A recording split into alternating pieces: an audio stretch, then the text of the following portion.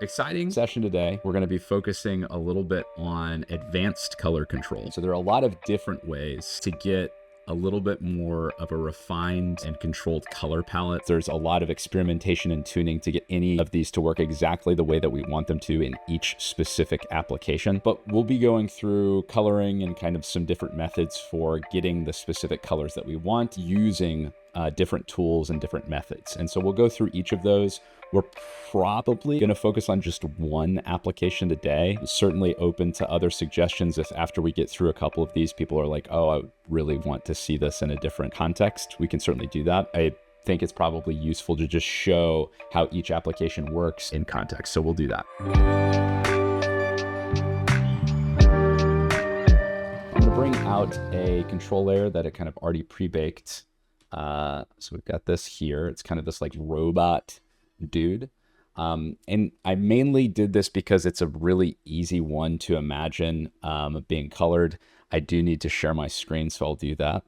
And then everybody can actually see what I'm talking about. They can see my cool robot dude. Can everybody see that? You all good? Thumbs up? Okay, cool. So we've got this like robot control layer. And I'm just going to use like the standard scribble control method. I'm just leaving this as a pretty generic control. I'm not going to really worry as much about the structure of this. In this case, I'm really just kind of questioning how can we get different colors. And so I'm going to turn the seed off of random for the time being. And I'm going to just go in and do, like a quick robot, guardian, defender of the universe, metal armor, and cool plasma or painterly style digital concept art, the pinnacle of artistry. Some of those are just a little bit jokey, but you get what I'm getting at. So to start, let's just see what we get when we generate this. Let's see what we get with the default settings. That way we can really compare what is it exactly that we're changing when we do this stuff. Okay, as expected, as pretty common, anytime you're doing this kind of like, futuristic defender of the universe, sci-fi action movie style, right? You're going to get this like blue-orange effect. And I think this is like probably derived from the late 2010s where every single movie seemed to have this like blue-orange dynamic. We don't want those colors. We want something different, right? So how do we get control over this? Well, technique one is to use a raster layer. So we'll delete this out. I'll create a raster layer. We're pretty familiar with this technique. I'm just doing it because it's like the basic technique. So I'll do a quick, white background, and then turn this down real quick so I can see what we're doing here. And we are going to maybe just brush in on the raster layer. We'll go with kind of like a dark orangish color. And I'm just basically painting where I want the body to be. I'm guiding the color a little bit. I'll probably leave the denoising strength pretty high. If I was bringing this in as a pre-colored render, that would work, right? That would serve as a good raster layer because I'm just bringing in the control sketch, if you will. What I'm doing underneath is I'm kind of putting in the general shape of the body. I'm kind of biasing the color here. If there are certain elements that I want to have colored a different way, let's say, for example, like a green power core here, and then maybe, some like green tint on the visors and some of these other elements, I can certainly do that. And I'll add those in. And then I'm really relying on the denoising strength. So I'll turn this up pretty high, but not so high that we lose the color completely. And again, we are still on that same seed. So everything that we're getting here, is exactly the same with the exception of what we've colored. Now this denoising strength might be a little too high. It's kind of biasing towards those blues. We can see what changed. We might need to pull this down though if we want to keep it back towards our colors.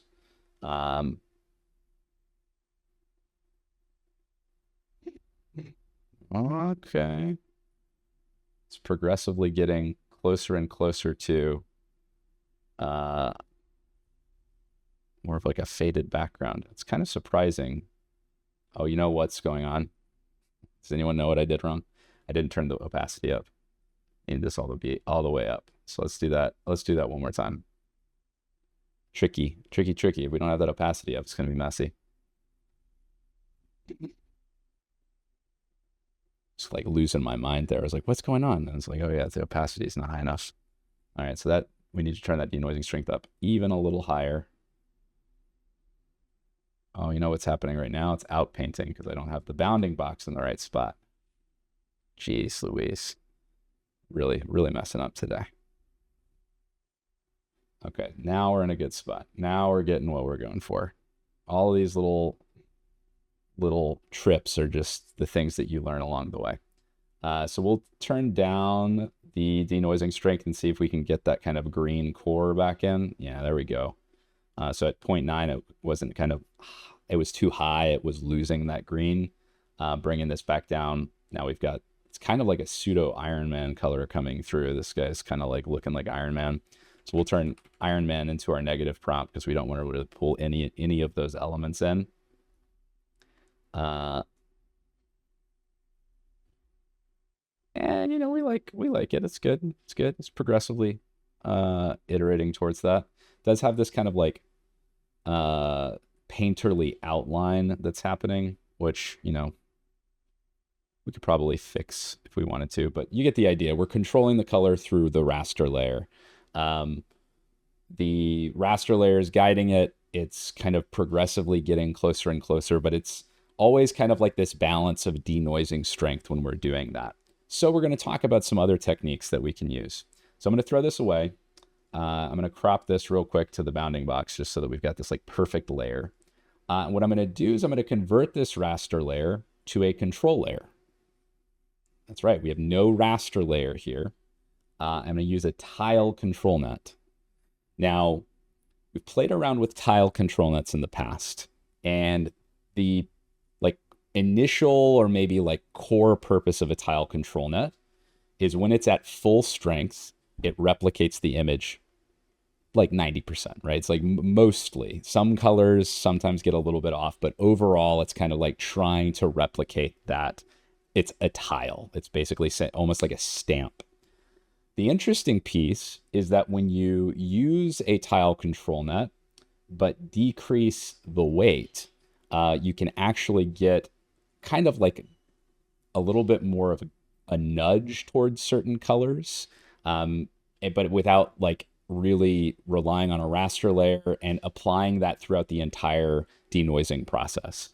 So we'll play around with it. We'll see what we get at 0.35 and whether we need to turn it up or turn it down. We'll kind of iterate our way towards that. But tile's another interesting way to get some amount of influence over the color. Now, you'll notice here, it isn't dictating the color. Very clearly it's not, because we're starting to get like this magenta and this blue. So I'm going to turn it up and just see what happens when we get a little bit closer up to that full strength. We don't really want full strength because that's not really going to work.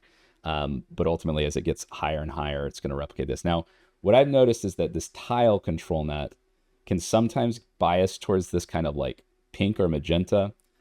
So if you get that, we'll try the Union Pro and see how that one works out and see if it gets a little bit closer to the color we're looking for.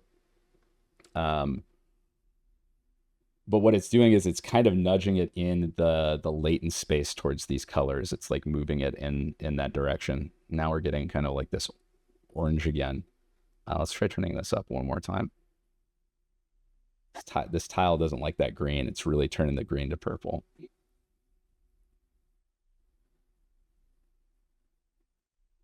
Okay, really wants to be blue and orange. It's this pulling out that like initial image. Which isn't really what we want. So let's switch back to tile. let's see what happens at 0.85 with the tile. I think it's going to be somewhat wrong though, because I think it's turning all of that green into this like purple. So, you know, tiles kind of like, it's got some things that especially when we get too high, we can see that it's like almost using that as a stamp. If we go back to like the color, it's turning all the greens to purples. It's really not doing what we wanted it to do.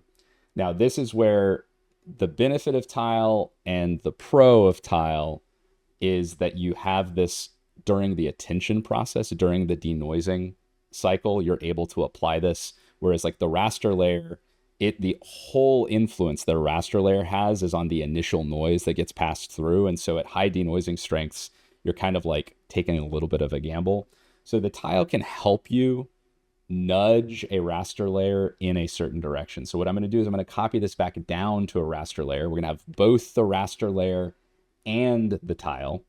And I'm going to turn the denoising strength up pretty high and keep the tile at a more reasonable, maybe like 0.45.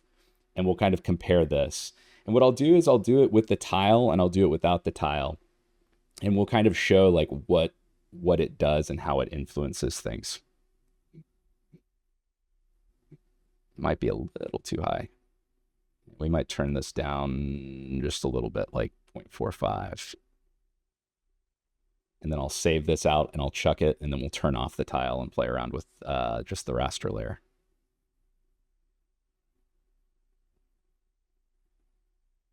Okay, so we've got that. Obviously, like my outlines did influence it, right? So we'll take this and I'll pull that out to the side so we can just kind of keep that. You can see where my inarticulate rough edges did bias the color of the generation. It's kind of assuming that because I had that outside of the lines that was intentional, and so it's driving that color through. It's part of what tile does. Tile is kind of, and I think this is a good example. So I'm going to turn off the tile control net. Exact same settings and generation, but without the tile control net. And what we'll see is that the tile control net actually pushes it outside the lines because it's almost forcing that even more so during the generation process. So if you have a very specific color, if you have a very specific like coloring, you've done the work and it actually fits inside the lines, tile can be a very useful tool for driving the color in the generation. This is kind of a little bit of a, because I roughed it in, it's a little bit of a tough demonstration because I'm not showing you what like perfection would look like. But the way to think about it is, if you have the colors inside the lines, it actually might be super useful. Maybe the thing to do here is just do that. Just like fix this. So we'll do that. I'll fix this as best I can. We'll turn this up. We're gonna have to fix this. Like, we're just gonna do it. We'll do it closer rather than perfect, right? You do close rather than perfect. That way you're not like waiting on me all day long to just like select all these spots. All right. All right. I think that's good enough to show. So we'll turn that back on. I'll generate this, and you'll see how just even that like small correction there will have fixed a significant amount of this like bleed that was outside of the core body and shape of this robot guardian.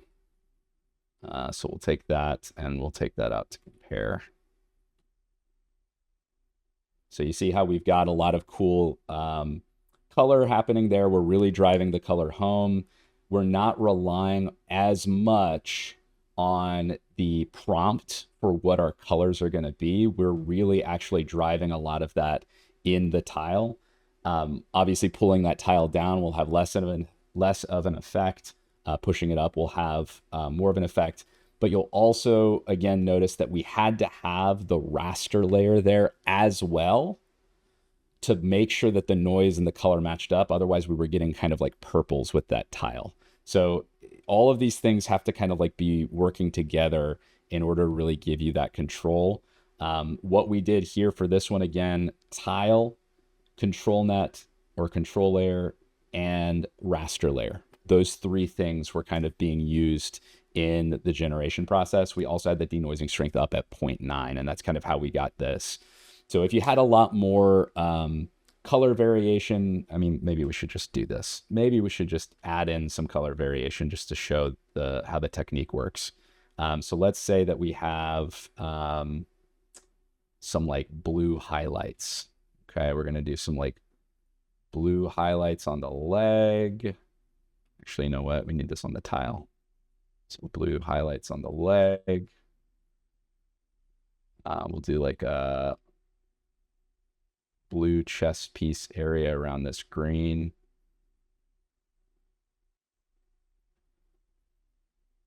And we'll make the helmet blue as well. And maybe the shoulders. So we're just kind of like messing it up a little bit. It's not the best coloring. It's really rough. So you'll have to forgive me. Going for speed here. So we'll do that one and see what we get with that color. We may want to bring that down to the raster layer as well, just to make sure that we've got it. But I think the tile control will actually do a lot of that for us. So you can see the interplay of those colors as I drew at the highlights. You bring those in. It's kind of biasing those colors in a way. This is, it's a cool technique. You got to really kind of get the combination of raster layer and control layer right to balance those things. But it's always going to be a little bit of like a dance to try to balance the colors as it's going through, because again, we're really relying on a lot of interpretation in kind of what these things are, how they fit with the prompt, how everything's going to look. But you can see that as we drew that color out, we really did get some influence on different elements because it wasn't all one homogeneous color. We can also do things like highlights. So we'll go down to the tile and we'll do maybe a white brush stroke with some transparency, be a little bit less transparency. And we'll just draw, you know, some outlines on the side here for some like highlights. Again, very, very loose. And then we'll do some like shadows on the sides.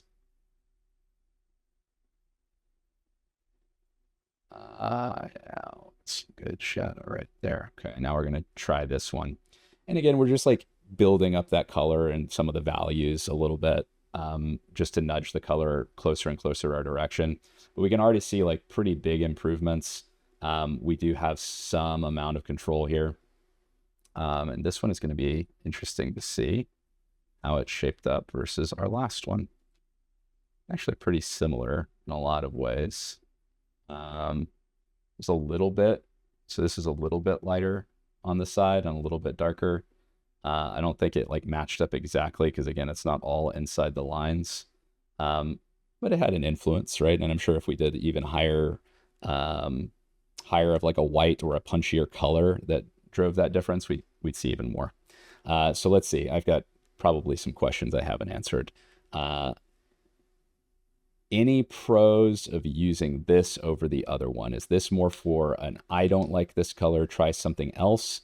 The raster method seems much better for day-to-day use. I think the raster layer is really good.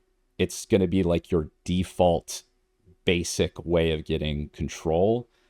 Adding in a tile with a little bit of like extra color infusion is just going to help with I mean, it's going to help with the ability to do higher denoising strengths and higher kind of like injection of new detail, simply because when you have a very high denoising strength, the raster layer loses a lot of its color in the denoising process. And so the tile helps you maintain that color through. You can even like bring that down to something like the first 30% and punch up the color on the tile. because really what you're trying to do, there's like a threshold. Okay, now we're getting into like whiteboarding territory, but you asked for it and I deliver. So we're going to just go into whiteboarding and I'm going to like draw this out. And this is like a mental model that I have. This is not like truth. It's just kind of my heuristic or the way that I think about it. This down a little bit. So come with me over here. All right, so we've got the denoising process. We'll say from 0 to 1, right? So this is our denoising process. In the early parts of the generation, we're generating things like, structure, and this is where your values, it's very values dependent. So if you have high whites, high blacks, they're going to impact that early part of the denoising process. And then this part right here is really where you get a lot of like the details and specifics. So if you have a really bad structure, the details part of the process is just going to layer on like details. It's going to try to jam in details, but the structure is going to be kind of misshapen and wrong.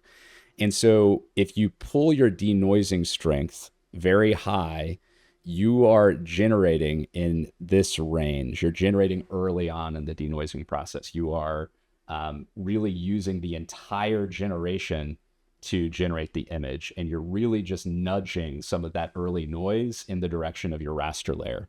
What that means is that you will maintain a lot of the very strong values. So if you have really, really high brightness or dark areas, those will typically carry through and survive that denoising process.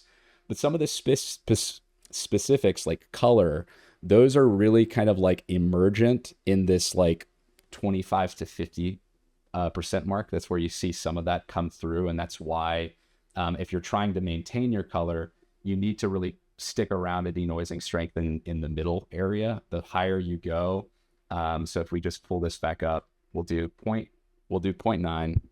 Bring you back with me over here on the mic. We'll turn the tile off and we'll just see what happens with 0.9 without tile. We're going to lose a lot of the color. We're keeping the whites. Well, actually, in this case, it did okay. But you see it kind of, okay, we already generated this one at 0.9. It pulled in color on its own. It pulled in its own blues and it put those everywhere. It's not really the specific areas that we had, though. To be exactly 1-to-1, what we should do is I'll convert this, or copy this down to a new raster layer, and we'll delete out this old one. We really want to see what the tile is doing. So we're going to see really, really stark color differences survive. This blue and orange survive, but that green didn't. That kind of like green face turned into this pink face. It's not really surviving. If we pull this down, we'll see our color survive, although the shape's going to be a little bit lumpy.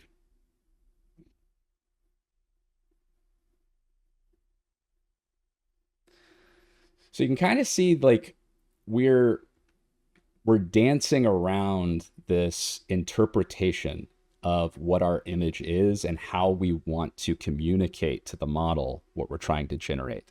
We have the raster layer, which is giving kind of the raw material that the generation process is going to be using. So we're changing the actual image that it's working on. What tile does is it tells it kind of like, as you're generating, remember that this is around this color. Like we want to keep it on the rails. We want to kind of maintain this piece. And so what your control layer is doing there is kind of keeping a leash on the color. That's almost how you can think about it. While we're going through this denoising process, it's keeping that color on the rails. Now, someone's asking, does this all work equally well in photorealistic images?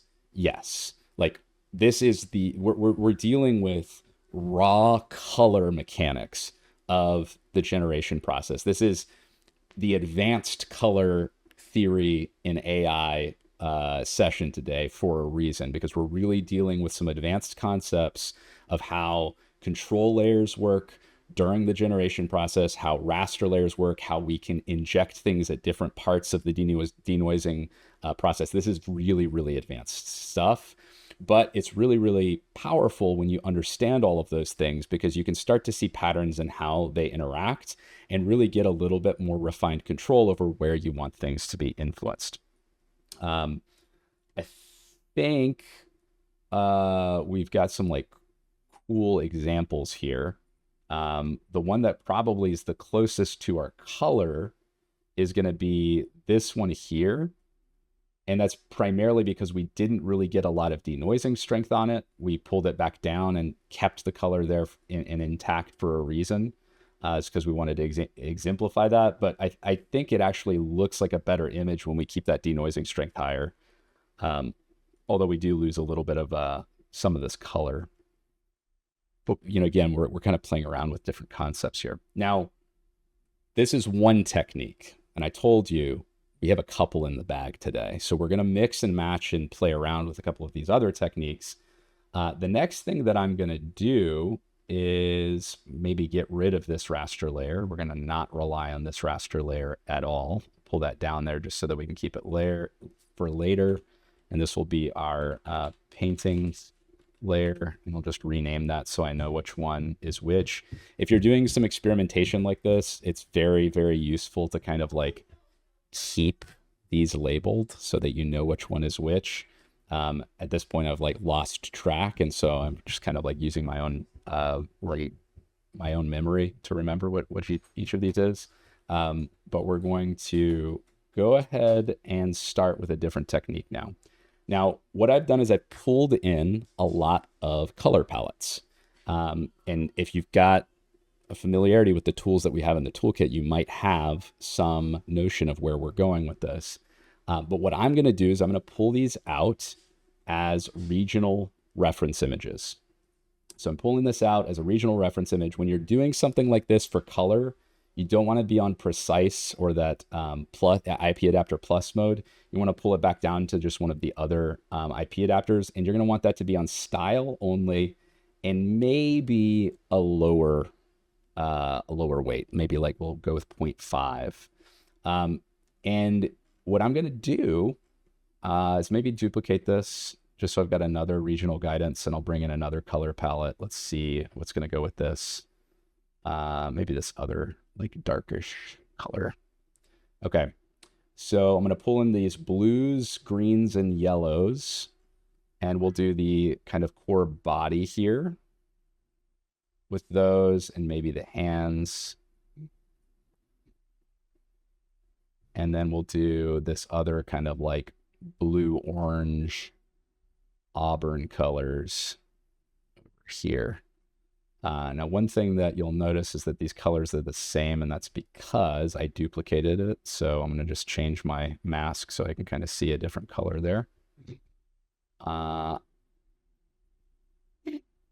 if I'm trying to like keep this straight in my head and kind of remember which one is which, and we're doing like advanced stuff here, so might as well. What I'm going to do is I'm going to pick a color that is more close to the color that's in my reference image, and that's just for visual assistance. It's not going to affect anything by changing those colors. It's just so I remember which color is which and which I'm painting with. And so we're going to take that and we're going to generate, and we're going to see what we get. Now, this doesn't have a white background, so it is going to have just kind of like the full scene. We could certainly, we'll talk about how to manage that, and we'll go through that color values thing. But really what I'm just trying to show you now is we can go in and kind of nudge things in certain directions with colors just using reference images. And so we've got our green, yellow, blue chest plate and arms. And then we have our orange, blue shoulders and helmet and legs. And so we can actually see it chose where it wanted to apply each of those colors. It kind of attempted to apply those in places that made sense. And this is, it's a fun way of playing around with it, is giving it the freedom to pick and kind of saying like, you have the freedom to pick from these colors, put them where they make the most sense.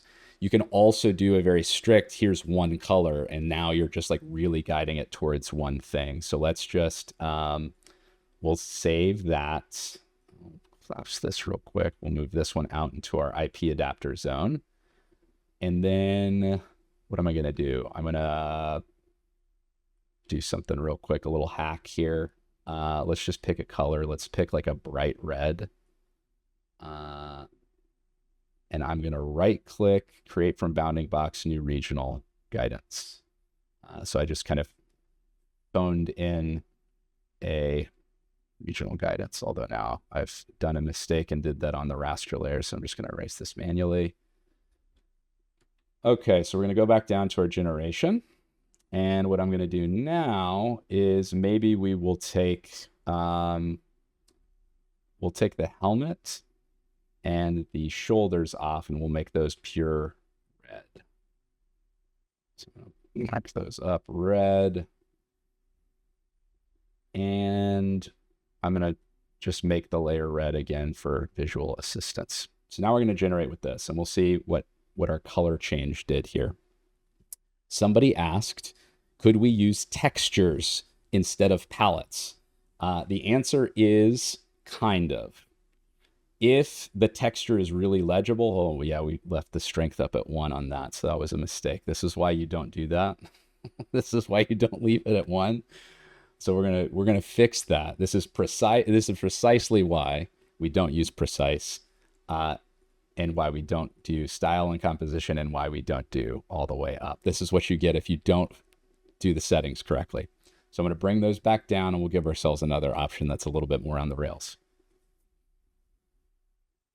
But that's, you can also see how powerful it is if you really just want to like directly paint color in. Okay, cool. Kind of made it a little bit more orangey than red. So maybe we'll like amp this up and see if we can get it to be closer to what we want. But yeah, somebody said, thank you for showing us what not to do. You can see where the strength is actually like applying it to more spots inside of the image. It's pretty cool though. I like it. I like this like red, the red visor too. But you get the idea. Like the color palette is being applied with some degree of freedom. The more we add it, or the higher the weight is, the more it's going to kind of force that in more places. The lower it is, the more freedom it has. If we bring this all the way down to, let's say, like 0.35, this might be so low as to just like be a nudge towards red. Yeah, it's kind of much less pronounced. It's more orangish, but it does bias it. You can kind of see the different spectrum there. And really bad, and then low, and then kind of higher with the correct settings. So there's some like interesting stuff there. Again, somebody asked about textures. The answer is yes, but you have to make sure that you're providing a good reference image and that the model understands that texture. Patterns are a little bit kind of like dicey. It can understand certain patterns, but it's not basically like one use case that we see for this type of tool, which is like the regional reference image, is something like an architectural texture and material, like jamming those words together. That's where you're going to be able to take brick, for example, a certain kind of style and aesthetic of brick, and say, where do I want that to be? That's going to be effective, but you are going to have to kind of like tune it a little bit to make sure that it's pulling enough, but not too much of the reference image. And it's also only going to work for materials that are really well understood. If you're doing something that's like a very, very strange material, it's got a weird pattern or texture on it, it might not carry through as well. This is all using SDXL. We'll talk a little bit in the future about some emerging capabilities of Flux and ways that you can do that. But this, somebody said, sounds like this robot needs to be given brick shoulder pads.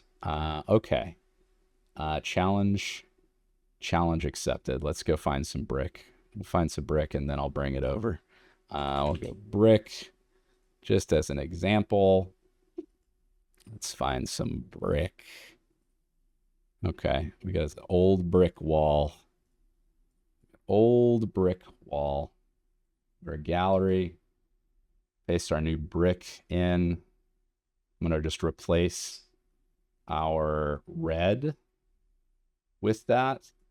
And we'll do style at 0.5. And then I'm going to try style and composition at 0.5. The difference there being style is going to look at like the aesthetic of the brick, but style and composition is going to say like there is brick here, right? And so this is kind of where textures and materials, you might need a little bit more of the composition as well, so that you're kind of enforcing the semantic combination of style plus this composition is kind of like the full material. May not be quite enough yet. So it's kind of turning it rusty, like industrial. It's kind of pulling that out of this. Getting into some weird territory. We're going to hit precise and we're going to see if this like jams it in there. Could be funky. Someone said it feels like it's almost averaging the colors. That's like a decent way to think about how it might be working. Okay, it's a little bit more. What happens if we go all the way up? Oh boy, for a treat, I'm sure. Probably doesn't really understand how to do this. Yeah, somebody said that's exactly where I was going. Might need some prompt adjustment to help that. Say, I mean, it's got some cool stuff there. It's like pulling some ideas out, but let's do brick, armor, shoulder pads, and helmet.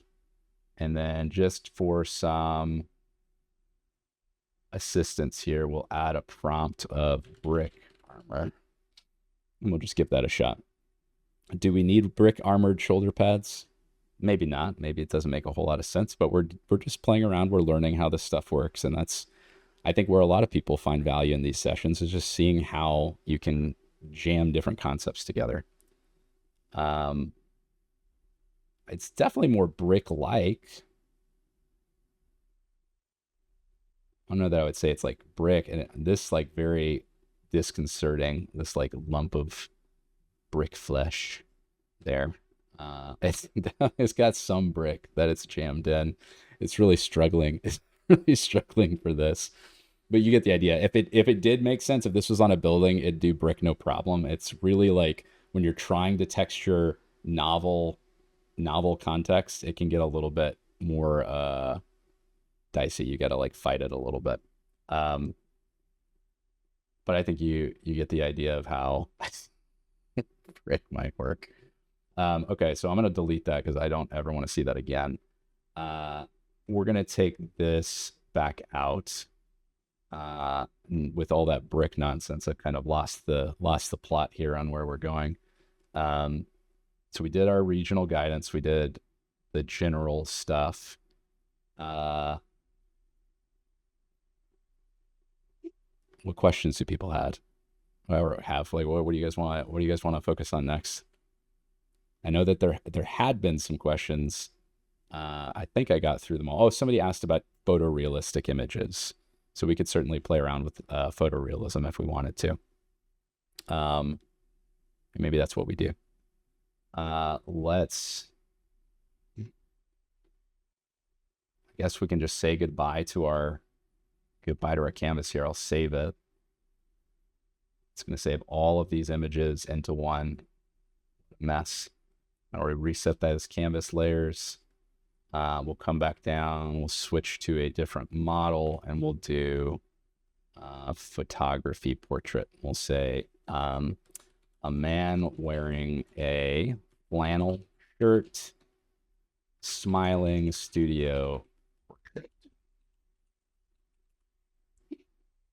Negative prompt Iron Man. We'll do this. Then we want the prompt. Okay. Needs more bricks, TM.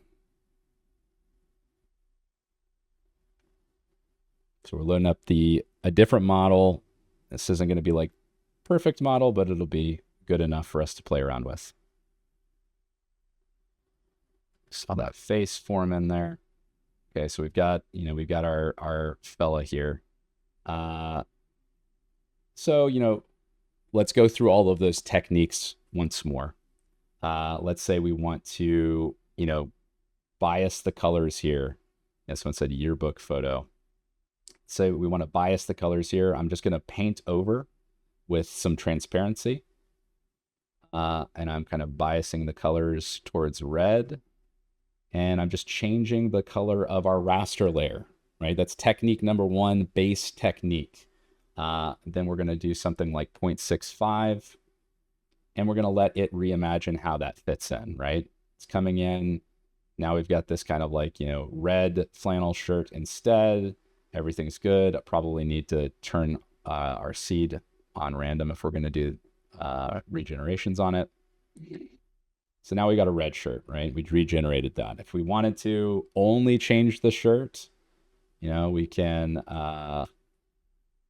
not change the face, although the face didn't change too much. We could certainly use our in-paint mask and just change that area down below. Common technique, right? Just changing that color that way. Could argue maybe even looks better that way. It's gonna only pop out that bottom part that we in-painted, but you get the idea. We'll take that out and then put this on top of it.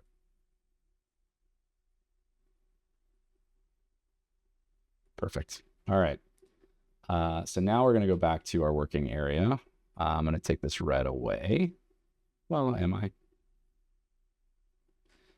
Yeah, I think we're going to do that. So we're going to kind of fake in our own portrait here with a control layer. So we'll do control layer.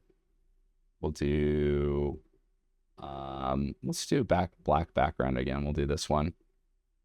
We'll do this, although we do need that to be full opacity. No more outpainting mistakes here. So that black is going to be transparent unless we turn off transparency effect. That's just kind of like the normal transparency effect going on there.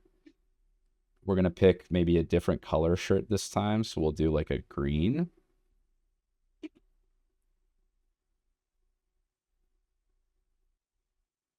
And then we'll do, our flesh tones here.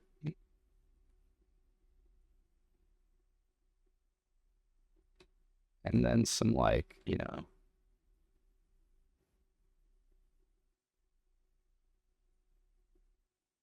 maybe we'll do a drawing like a little, like mouth. Yeah, there you go. We're just like really getting artsy here today. So good. We like that. Good. Nailed it. Okay. We're going to do tile. We're going to restore. Yes, somebody said, I like it. Picasso. Nailed it. We're going to turn this low-ish, and we're going to see what we get. I don't know that I would say that's like really smiling, but what's that? Hashtag NFT. I really, really need that. Wow. Nailed it. It's got a weird tinge to him. It's pulling in some of that green, I think. Let's do this way. Let's turn it up. It's gonna be so bad. Because the higher I go on the tile, the more it's gonna look like my original image. Oh, we are having fun though. We are having fun. Somebody asked, just to understand, why are you doing begin in percent at that range if you just wanted the color? Shouldn't it be somewhere in the 30 to 50% mark? Yeah, definitely should. I'm mostly using the weight right now to kind of fiddle around and see how much influence it has, but let's pull that down so that we're applying this level of strength, but People are really reacting to this one. They like this one. We're gonna save this one just because we wouldn't want to lose that. People like that a lot. People like that a lot. So let's see what happens when we bring that instep down. We're going to bring that instep down. Professional PFP material. So the instep is going to make sure that it only applies that during that initial kind of early. The initial part of the generation. And frankly, tile alone, similar to what we saw with the robot guardian, tile alone is not enough. You want to combine it typically with raster layers. I am like really chuckling at these results though. This is really funny. So let's do this. Let's copy this down to a raster layer. That raster layer came down. We're going to crop that raster layer to the bounding box. Oops, I cropped the canvas to the bounding box. Mistake. We're going to undo that. Control Z is our friend there. We're going to Control Z all the way back. Is that Control Z enough? No. Control Z. We did not like that Control Z. That Control Z did not work. We're going to save our friend here. And that is apparently all we will have saved. I don't think that canvas crop really worked out really well for us. All right, so what I'm going to do is I'm going to copy this down to a new raster layer. I'm just going to leave it as is because apparently cropping that to the canvas has some side effects on the undo. And we're going to keep the denoising strength high and turn our tile control down. And not do invade. We don't want invade. Somebody said new Kent profile picture. All right. That's what you all want. That's what you all want. Is that one better? We need to turn that denoising strength a little bit higher, maybe. Or actually, no, the tile control down. Yeah. Oh my Lord. So funny.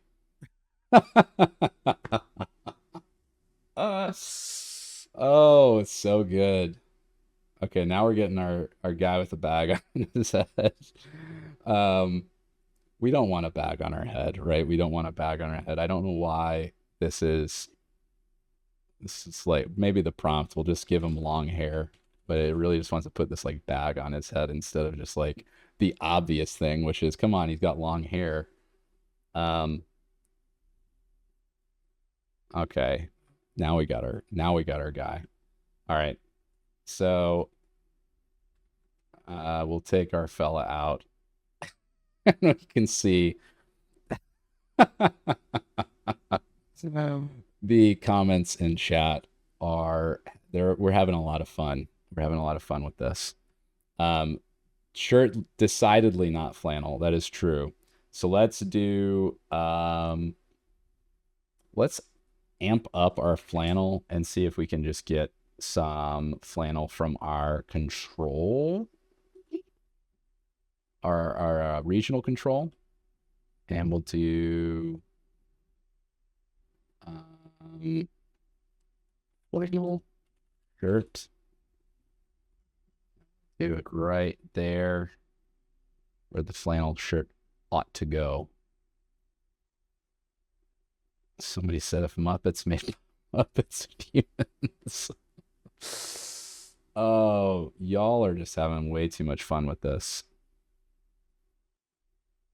All right, so now we got our man with long hair in flannel.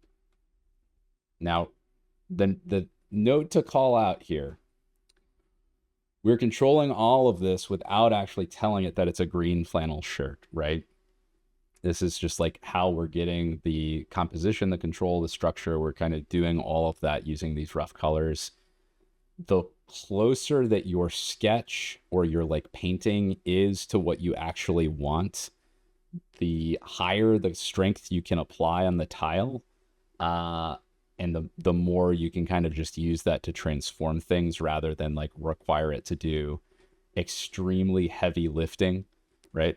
Which is what we're applying here is like, hey, look, I'm giving you like the worst possible thing ever, and you're transforming it into like an image. We're getting control, we're using the tool, but we're kind of applying it on this initial image that is pretty god awful. I'll let people vote on which of these is more of a nightmare, and I don't know that I should make this commitment, but maybe I'll make it like my profile picture for a day. All right, all right. Enough of those. That's fun. people people are stereotyping this guy. They know him. They know him from high school. Okay, so we've got about 9 minutes. We got about 9 minutes. What questions do people have around these techniques? We've kind of applied. Oh, we haven't done photorealism with colors yet. Let's do that. Let's do that. So which of these guys we want to keep? We'll kind of play around with this guy. So I'm going to dupe this raster layer and bring it down. I'm going to convert that to a control layer, and I'm going to just do kind of an edge detection on it. We'll apply, and then I'm going to bring in one of our color palettes. Let's bring in this one. It looks particularly appropriate. We're going to do that standard style at a lower strength, and we're going to apply that to this area here. Okay. And now we're gonna generate it. Now the structure is coming from the control net. It's not coming from the initial sketch, so it's pulling that purely from the structure of something we already had. And we're using the regional guidance as kind of like a way to control the color on top of that.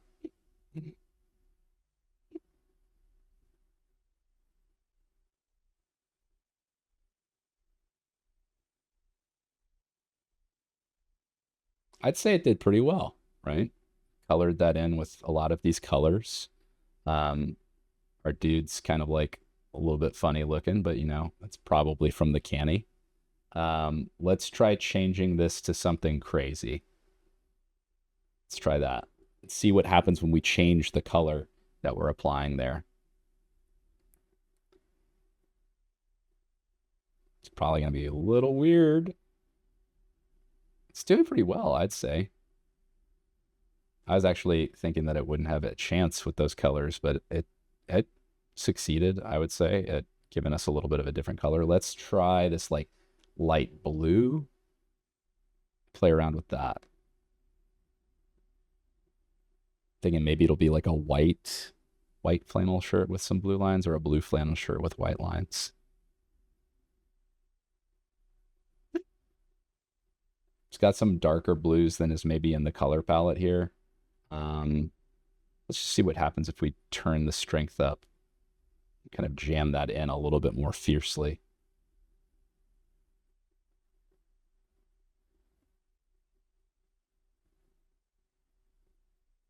Super bright when we do that.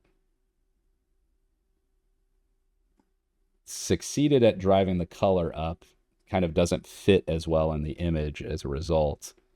Kind of makes it feel all like super bright there. People are commenting on these shirts. Looks like the shirt you get for Christmas from the aunt that doesn't like you. Ugly flannel. Somebody called out this, which is true. At higher strengths, it's actually picking up the horizontal bars from the color palette, which is an interesting observation. I think there is a lot of these like little things that can bleed through where it's like we're showing it a picture and saying, look at the style. Because it's horizontal bars, the horizontal bars are having an influence, especially at higher strengths. One way we could tweak that is we could do really high color and then stop it halfway through and let it kind of flesh out the details on its own. That might bias it towards the color, but not as much towards the structural details of like the how the lines form. Yeah, so if we cut that off halfway, turns into a better image. Although it does lose some of that influence later on in the process because it adds that blue bar there. So it kind of biases the colors, but it doesn't really control the colors as much when we do that the entire generation process. Fun, so much fun, so much fun. Every journey. It's kind of like that panda from a few weeks ago where it started off just like off the rails and then slowly became one of my favorite things we've ever generated. And now we're here. We're here once again. My favorite of these is probably this one. This one looks like the best, I think, of all of them. We'll just take that, keep that. So we've shown how regional guidance and using colors can kind of like be a cool tool for guiding colors. We've talked about raster layers. We talked about tile on its own. Tile on its own has not really worked out well. Tile plus raster layers is really giving us a lot of good control there. And you can kind of fiddle around with how much denoising strength you have, how much weight and where in the process you apply the tile. Those are all really cool techniques for guiding the color.